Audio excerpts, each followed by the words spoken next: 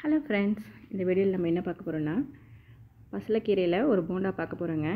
மேல் மொட்டை மாடியில் பார்த்திங்கன்னா பசலக்கீரை செடி இருக்குங்க. அதிலேருந்து இப்போ பசலக்கீரையை நம்ம பறிச்சிட்ருக்குறோங்க. செடி பார்த்திங்கன்னா ரொம்ப ஹைட்டாக இருக்குது, அதனால் கீழே இருக்கிற இலையை தான் நம்ம பறிச்சிட்ருக்குறோங்க. பசலக்கீரையில் பார்த்திங்கன்னா அவ்வளோ சத்து இருக்குங்க.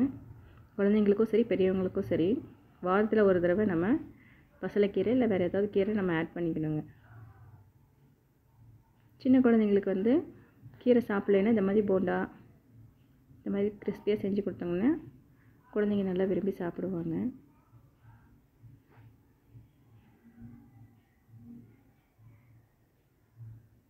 இப்போ பாருங்கள் செடி எவ்வளோ ஹைட்டாக இருக்குன்ட்டு, ரொம்ப லாங்காக இருக்குது. அதனால் கீழே இருக்க இலையை தாங்க நம்ம பறிச்சிட்ருக்குறோம். இப்போ பார்த்திங்கன்னா பசலக்கீரையெல்லாம் பறிச்சாச்சுங்க. ஒவ்வொரு இலையும் பார்த்திங்கன்னா நல்லா பெருசாக இருக்கும். இப்போ நம்ம இதை பொடி பொடியாக கட் பண்ணி வச்சுக்க போகிறோங்க. போண்டாவுக்கு நல்லா வாஷ் பண்ணிவிட்டு கழுவி ரெடி பண்ணி வச்சுக்கலாங்க. இப்போ பார்த்திங்கன்னா போண்டாவுக்கு கடல மாவு பார்த்திங்கன்னா 1/2 கிலோ எடுத்து வச்சுருக்கிறேன். அதுக்கப்புறம் இதில் பார்த்திங்கன்னா மிளகாத்தூள் சேர்த்துக்கலாங்க. போண்டாவுக்கு தேவையான மிளகாத்தூள்,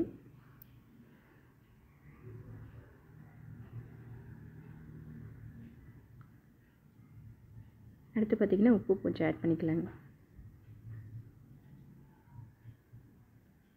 அதுக்கப்புறம் மஞ்சத்தூள் கொஞ்சங்க.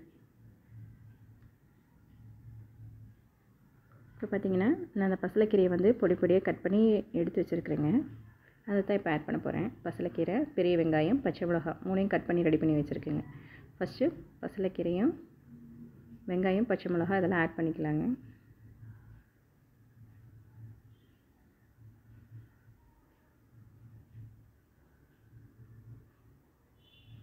அடுத்து பார்த்திங்கன்னா போண்டாவுக்கு தேவையான நம்ம பெருங்காயத்தூள் ஆட் பண்ணுறோங்க.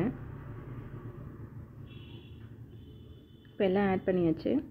இப்போ பார்த்திங்கன்னா தண்ணி ஊற்றி நம்ம மாவை கலந்துக்கலாங்க. போண்டா பதத்துக்கு கலந்துக்கலாங்க. ரொம்ப தண்ணி ஊற்றினோம்னா நமக்கு எண்ணெய் இழுத்துரும். அதனால் போண்டா போடுற அளவு நம்ம மாவை இப்போ நல்லா கரைச்சிக்க போகிறோங்க. தேவையான அளவு தண்ணி ஊற்றி கரைச்சிக்க போகிறோம்.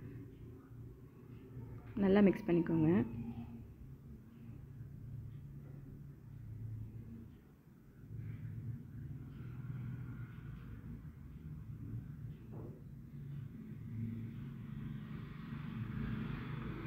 இப்போ இந்த பதம் கரெக்டாக இருக்குது பாருங்கள். மாவு கலந்தாச்சு. அடுத்து பார்த்திங்கன்னா பேனில் எண்ணெய் நல்லா சூடாக இருக்குங்க. இப்போ நம்ம போண்டாவை போட போகிறோங்க. நமக்கு தேவையான அளவு போண்டா எந்த சைஸ் வேணுமோ அந்த அளவுக்கு போட்டுக்கலாங்க. நான் சின்ன சின்னதாக போடுறேங்க.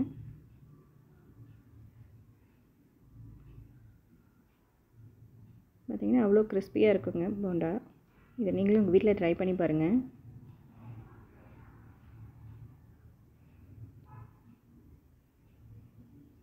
ஈவினிங் டைமில் இந்த மாதிரி நீங்கள் செஞ்சு கொடுத்தீங்கன்னா குழந்தைங்களும் சரிங்க பெரியவங்களும் சரி விரும்பி சாப்பிடுவாங்க. நல்லா கிறிஸ்பியாக இருக்குங்க போண்டா.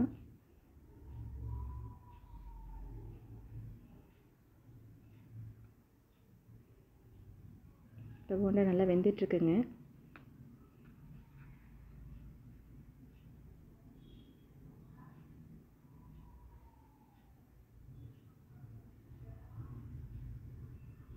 இதுக்கப்புறம் பார்த்திங்கன்னா ஓரளவுக்கு வெந்துருச்சு.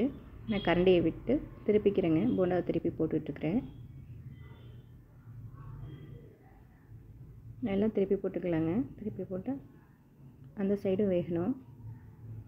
அதுக்கோசரம் திருப்பிட்டுருக்கிறேன் போண்டாவை.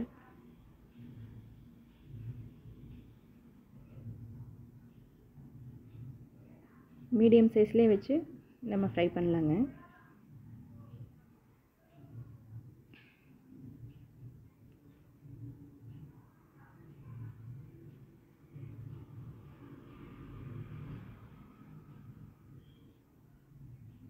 இப்போ பார்த்திங்கன்னா போண்டா எல்லாத்தையும் நான் திருப்பி போட்டேங்க. வாங்க இப்போ வெந்ததுக்கப்புறம் பார்க்கலாம். இப்போ பார்த்திங்கன்னா போண்டாலாம் ரெடி ஆயிடுச்சு. பசலக்கீரை போண்டா ரெடி ஆயிடுச்சுங்க. இப்போ பாருங்கள், ஒன்று எடுத்து கட் பண்ணி காமிக்கிறேன். நல்லா கிறிஸ்பியாக இருக்குங்க. இதை நீங்களும் உங்கள் வீட்டில் ட்ரை பண்ணி பாருங்கள். இந்த வீடியோ உங்களுக்கு பிடிச்சிருந்ததுன்னா லைக் பண்ணுங்கள், ஷேர் பண்ணுங்கள், சப்ஸ்கிரைப் பண்ணுங்கள். தேங்க்ஸ் ஃபார் வாட்சிங்.